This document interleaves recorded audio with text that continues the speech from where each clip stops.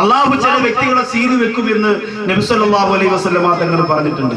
ചില വ്യക്തികളെ 3 ജുമുഅ ചേർത്തുകൊണ്ട് മുടക്കിയാൽ അവന്റെ മനസ്സിൽ അള്ളാഹു സീലടിക്കും. പിന്നെ ആ സീല് അള്ളാഹ് തന്നെ മായ്ച്ചു കളഞ്ഞെങ്കിലും പറ്റുള്ളൂ, നമ്മളെ കൊണ്ട് പിന്നെ കഴിയില്ല.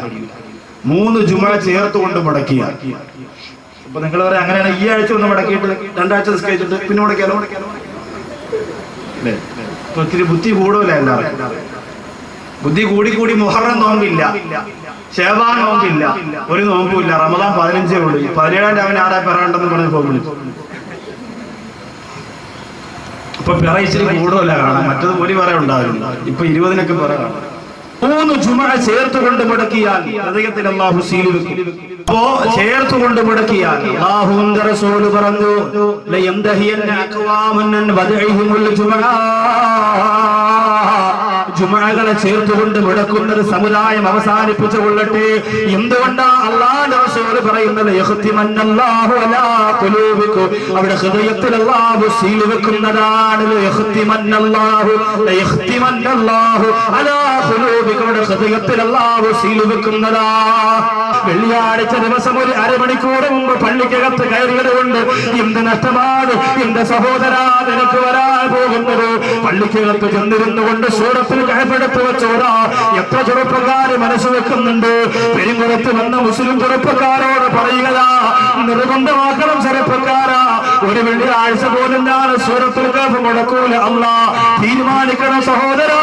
ഓരോ വെള്ളിയാഴ്ചയും പള്ളിക്കകത്ത് ചെന്നിരുന്നിട്ട് 10 മിനിറ്റ് കൊണ്ട് കഴിയുമല്ലോ സൂറത്തുൽ കഹ്ഫ്. എന്തോ ഒരു ശ്രേഷ്ഠതയാണെന്നറിയോ?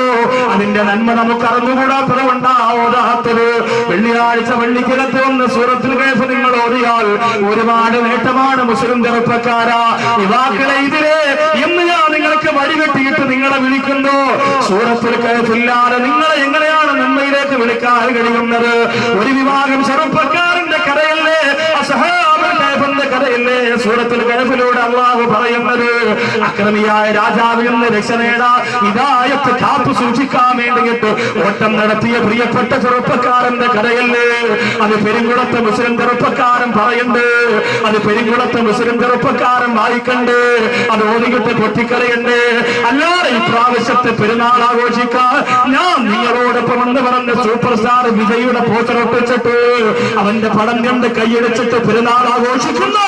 എന്റെ പ്രിയപ്പെട്ട ചെറുപ്പക്കാരാ, സൂറത്തുൽ കഹ്ഫാണ് മുസ്ലിം ചെറുപ്പക്കാരന്റെ ആഘോഷം എന്ന് പറയുന്നത്.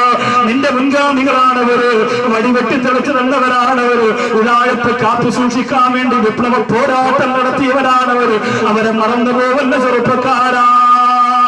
എല്ലാ വെള്ളിയാഴ്ചയും കൃത്യമായി ഒരു അരമണിക്കൂർ മുമ്പ് പള്ളിയിൽ വന്ന് ഓതണം.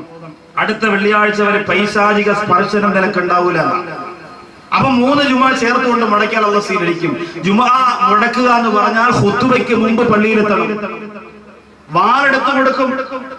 അൽ ജുമുഅത്തു ഹജ്ജുൽ ഫുഖറാഇ വഈദുൽ മസാഖീർ എന്ന് പറഞ്ഞ് വാളെടുത്ത് ഖത്തീബിന്റെ കയ്യിൽ കൊടുക്കുന്നതിന് മുമ്പ് പള്ളിക്കകത്ത് കയറി സുന്നത്ത് നിസ്കാരവും കഴിഞ്ഞ് സൂറത്തുൽ കഹ്ഫും കഴിഞ്ഞ് ഇങ്ങനെ ഇരിക്കണം.